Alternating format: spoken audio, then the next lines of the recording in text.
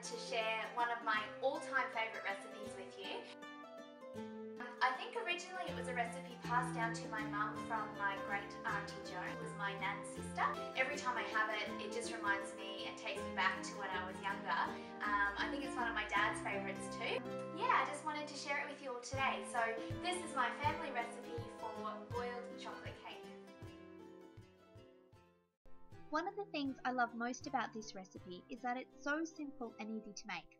You don't need to go out and buy loads of expensive, high-quality chocolate for this cake, as it's made using cocoa powder and many other common ingredients you already have in the pantry. So the first thing you'll need to do is preheat your oven to 160 degrees Celsius. I'm not sure what that is in Fahrenheit, but I'll leave all the details in the description box below so you can convert to your heart's content. For this chocolate cake, you'll need 2 eggs, 125 grams of butter, 2 cups of self-raising flour, half a cup of white sugar, 1 teaspoon of bicarbonate of soda, 2 tablespoons of cocoa powder, and a cup of warm water, which I didn't show in the video.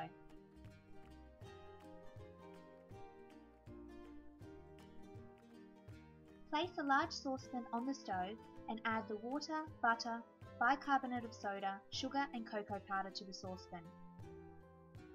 Stirring occasionally, bring the mixture to the boil and keep a close eye on it as the mixture really increases in size as it begins to boil.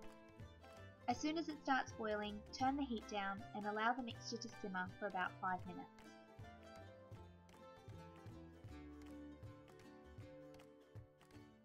Then remove the saucepan from the heat and allow it to cool slightly. Once the mixture has cooled, pour it into a large mixing bowl. Add the 2 eggs and 2 cups of flour and beat until the cake mix is smooth. I usually add the flour first just to make sure the mixture is cool enough before adding the eggs because I don't want them to cook and scramble. That would not be nice.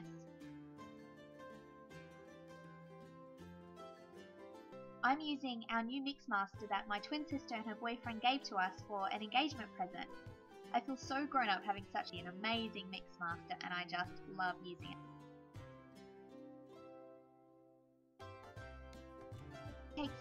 Once the cake mix is smooth, pour it into a buttered and lined cake tin. Ideally you would not use one this big. A 20 centimeter round tin is best, but this is all I had, so my cake will look more like a sheet cake in this instance, but cake is cake, so it doesn't really matter.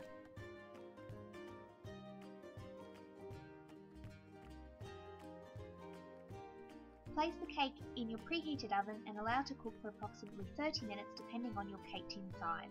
The cake is cooked when a skewer inserted in the centre comes out clean. While waiting for the cake to cook, it's time to move on to my favourite part, the icing. This icing is really easy to make. It's just half a teaspoon of butter, 1.5 cups of icing sugar, 2 tablespoons of cocoa powder and a small amount of water. Add these ingredients to a clean bowl and slowly add small amounts of water until the desired consistency is achieved.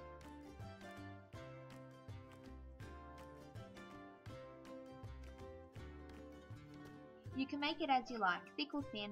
I made my icing quite thin for this cake, and you'll see why in a minute.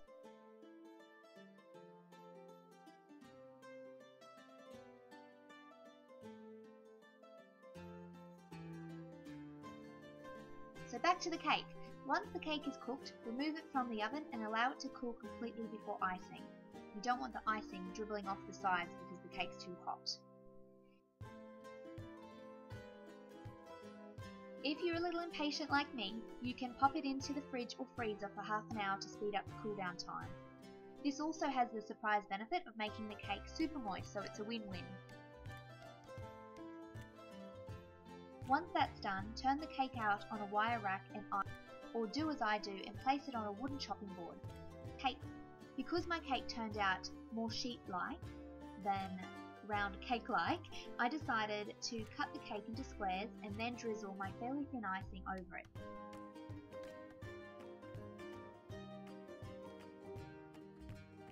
The icing kind of runs down the sides of each little cake square and soaks into the cake.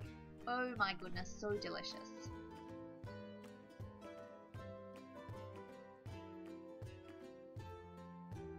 Trust me, it is amazingly delicious. sprinkle a little shredded coconut on top, and voila, and you're good to go.